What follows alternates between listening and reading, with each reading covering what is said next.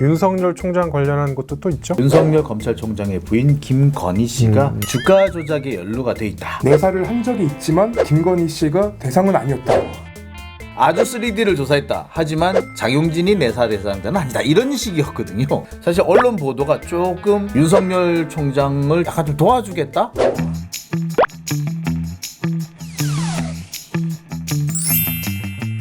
여러분 안녕하십니까? 이번 주부터 매주 화요일 저녁 여러분들을 찾아뵙게 되는 아주 3D 시작하겠습니다. 자, 지금 전국을 강타하고 있죠. 코로나19 법원과 검찰도 변화된 모습들이 좀 있죠. 먼저 법원 얘기부터 좀 해볼까요? 확진자가 굉장히 늘어나고 있는 대구 쪽 법원 얘긴데요. 대구 법원은 사실상 이제 2주간 휴정기에 돌입했다고 볼 수 있고요. 재판 일정도 다 지금 뒤로 연기가 된 거죠. 그러면 대구 네. 경북지방은? 예, 그렇습니다. 법원이 이렇게 재판 일정을 연기한 거는 신종플루 이후 처음이거든요. 사실 근데 법원은 연기를 좀 할 필요가 있어요. 이렇게 많은 분들이 한 곳에 모이잖아요, 법정에.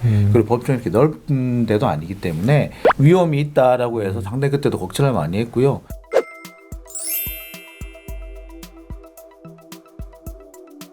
법원도 법원이지만 요즘 검찰도 지금 바짝 긴장한 것 같습니다. 검찰도 그 소환 조사 자체를 조금 자제하도록 지침을 내렸고요. 그리고 윤석열 검찰총장도 지방 순시 일정이 계속 잡혀 있었는데 일단은 잠정적으로 중단한 상태입니다. 그리고 무엇보다 우리 교도소, 유치장이라고 네. 하죠. 법무부 교정당국에서도 굉장히 지금 이 부분을 신경 써야 될 부분이거든요. 우한에서 교도소에서 집단 발병이 난 사례가 있기 때문에 교도소 같은 경우는 집단 생활을 하지 않습니까? 네네네. 그리고 한 번에 문제가 생기면은 많은 사람들 거의 수백 명, 수천 명이 한꺼번에 감염이 될 수 있기 때문에 지금 법무부에서 교정 기관으로 옮겨붙지 못하도록 하는 대책을 철저하게 세우고 있다고 합니다. 코로나19 때문에 법원, 검찰에서 뭐 갖가지 해프닝도 많이 빚어지고 있다면서요? 네, 얼마 전에는 법원에서 좀 피고인들이 재판을 미루고 싶었는지 갑자기 발열과 오한이 난다고 해서 재판이 미뤄진 경우도 있습니다. 그 핑계대고 만약에 그렇게 미뤘으면 더 엄격한 잣대를 대야 되는 거 아니에요? 만약에 나중에? 그게 사실이라면 우리가 잘 아는 그 유명한 말, 예, 유명한 죄가 있죠. 예. 위증죄. 아니요, 위죄에 의한 공무집행방해. 법원도 그렇고 검찰도 그렇고 코로나19에 감염된 가능성이 있다든지 그 증상이 있는 사람들은 출석을 미뤄줄 수도 있고 심지어는 구속영장 실질심사까지도 미뤄주겠다라고 했다고 또 검찰에서는 또 그래요? 대구 서부지청 같은 경우에 이미 검찰 수사관이 감염이 돼가지고 지금 전체가 마비가 된 상태거든요. 그러니까 검찰로서는 웬만하면은 안 오셔도 좋습니다라고 할 수도 있을 것 같아요. 중앙지법도 열감지 카메라를 설치해서요. 들어오는 길에 이상 징후가 확인이 되면은 재판 당사자라도 귀가 조치 시키려고 합니다.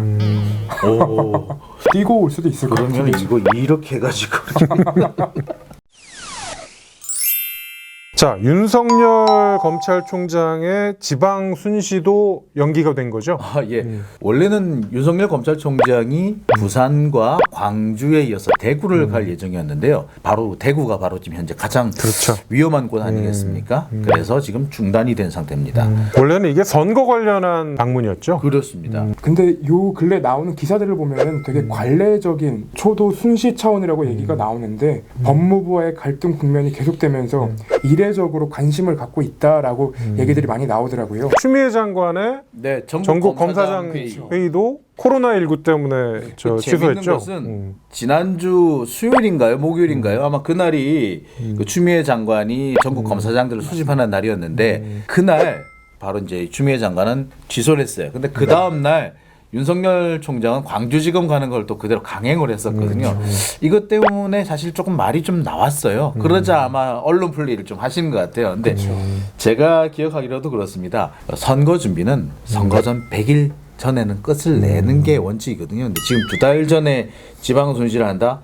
말 나오죠. 한 가지 재밌는 포인트가 있는데요. 그 상갑집 항명의 심재철 검사장 그리고 얼마 전에 또 문제를 일으켰던 문찬석 지검장, 윤석열 총장이 방문한 순서가 또 맞습니다. 그렇게 격려 방문. 네. 네. 그래서 이거 약간 짰나? 이런 생각도 들기는 듭니다. 우리가 코로나19 사태 때문에 별 관심을 크게 끌지 못했던 이슈가 윤석열 총장 관련한 것도 또 있죠? 아유, 네. 그럼요. 사실 코로나19만 아니었으면 지금 이걸로 난리가 났어요, 정상입니다. 아시다시피 윤석열 검찰총장의 부인 김건희 씨가 주가 조작에 연루가 돼 있다. 그 사건과 관련해서 경찰이 내사를 했었다라는 내용이 얼마 전에 그 독립언론사죠 뉴스타파에서 뉴스타파에서 알려지게 됐습니다. 보도했죠.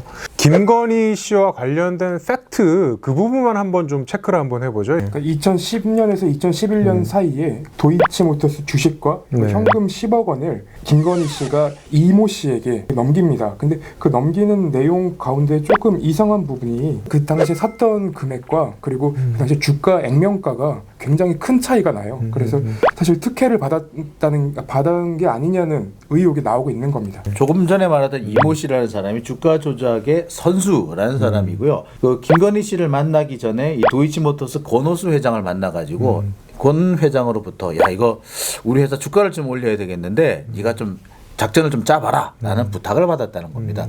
이와 관련해서는 이 씨가 경찰 조사에서 진술서를 쓴 부분이 있습니다. 네.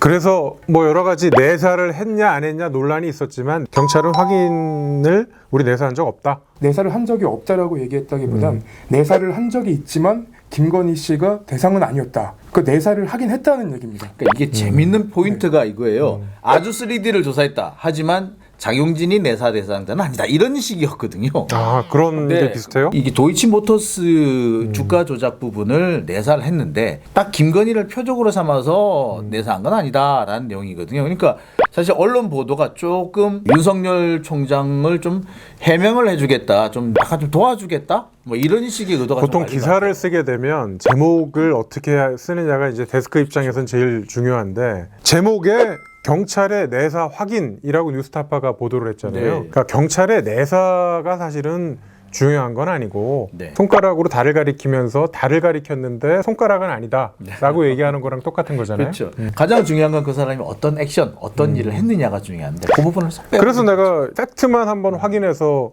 그 보자라는 것 중에 하나가 김건희 씨가 대표를 맡고 있는 코바나 컨텐츠에 협찬한 어떤 그런 그 기업들의 명단 그거는 네. 확인이 되는 건가요? 뭐 GS, LG 이런 곳처럼 우리가 이름만 대면 알 수 있는 기업들이 포함이 돼 있습니다. 그리고 이 도이치모터스 같은 경우에는 이때도 그 김건희 씨한테 협찬했을 뿐만 아니라 거래 관계가 상당히 오래됐어요. 그러니까 알고 지낸 것만 따지자면은 윤석열 총장보다 몇 배로 긴 시간 동안 이 김건희 씨하고 권오수 회장 간에는 거래가 있었던 것으로 보입니다. 어쨌든 그 윤석열 총장이 인사청문회 때도 이 부분에 대해서는 의원들의 질문에 답을 제대로 하지 않았고 안 했죠. 자료도 내지 자료도 내지 않았다. 않았습니다. 그런 부분들은 또 팩트로서 확인이 되는 부분이죠. 그리고 제가 보기에도 도이치모터스가 주가 조작을 했을 가능성이 일단 좀 높아 보이긴 합니다. 그 시기에 갑자기 주가가 올랐고요. 또 시간이 지나면 또 주가가 또 빠져요. 그러니까 이게 여러 차례 반복됐다는 걸 볼 때 주가 조작은 있었던 것 같아 보이고요. 외형상 보면은 지금 조국 전 장관 그 관련된 수사를 할 때 뭐 지금 뭐 코링크 피인 이런 게 등장하는데 너무나 외형은 똑같습니다. 아 비슷하다고요? 그 너무 양쪽이 많이 닮았어요. 등장 인물도 비슷하고요. 전주 나오는 거 하며 주가 조작 선수 등장하고 이런 거 보면은 좀 비슷합니다. 이거는 앞으로 뭐라 그럴까요? 언제 터질지 모르는 시한폭탄과도 같은 그렇습니다. 그런 이슈가 되지 않을까 싶고요. 저희 아주 3D가 계속 관심을 갖고 있는 정경심 교수 재판부 네. 이번에 어떤 변화가 있었나요? 형사 25부는 그대로였는데요. 네. 형사 25부의 구성이 왕창 바뀌어버렸습니다. 우리가 지난번에 주심은 그대로 갈 거다라고 예상을 했는데 네. 주심까지 다 바뀐 거잖아요. 어떤 그 김선혁 판사님이 그대로 남아서 계속 재판을 볼 거다라고 생각을 했었는데 이번에 대등재판부로 바뀌었습니다. 완전히. 그러니까 대등재판부가 뭐냐면요. 그 3명의 판사님들이 전부 다 부장 판사님이에요. 그렇죠. 계급장을 다 뗐다는 얘기죠, 한마디로. 지금 우리는 보면은 일단 위원님이 제일 뭐 좀 월등하지 않습니까? 재판부로 따지면 제가 재판장이고 주심이고 예. 그다음 저 우배석이고 지금 딱 배치가 그렇게 돼 있잖아요. 이런 상황인데 근데 이런 사이는 실제로 저희는 그렇진 않습니다. 계급장 떼고 여기서 지금 진행을 하고 있습니다. 이렇게 변명나신 대등재판부가 이런 재판부라는 얘기잖아. 자, 대등재판부는 3명이 경력과 어떤 연배와 이런 부분들이 비슷하다. 예. 그 3분이 굉장히 세게 토론을 한다고 합니다. 네. 뭐 예를 들면은 한 명이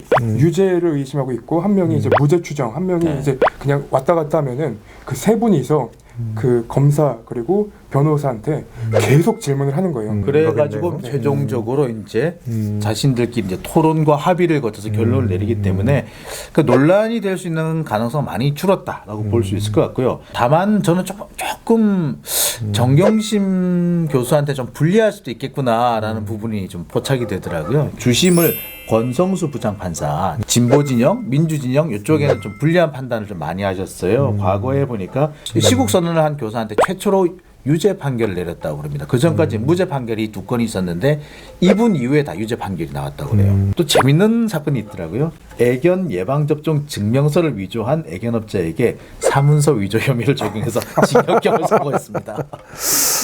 사문서 위조에 대해서는 굉장히 까다로운 그렇습니다. 그 재판 예. 경력을 가진 분이시군요. 근데 유불리를 너무 지금 뭐 우리가 따지기보다는 좀 더 재판이 어떻게 진행되는지를 또 한 번 더 본 다음에 그 다음에 또 우리가 얘기를 또 다른 얘기를 좀 나누면 어떨까 싶어요. 네. 당분간 우리 코로나19와 관련된 그런 얘기들도 더 앞으로 네. 그 3D에서 다뤄보도록 합시다. 네. 이번 주 여기까지 하겠습니다. 고맙습니다.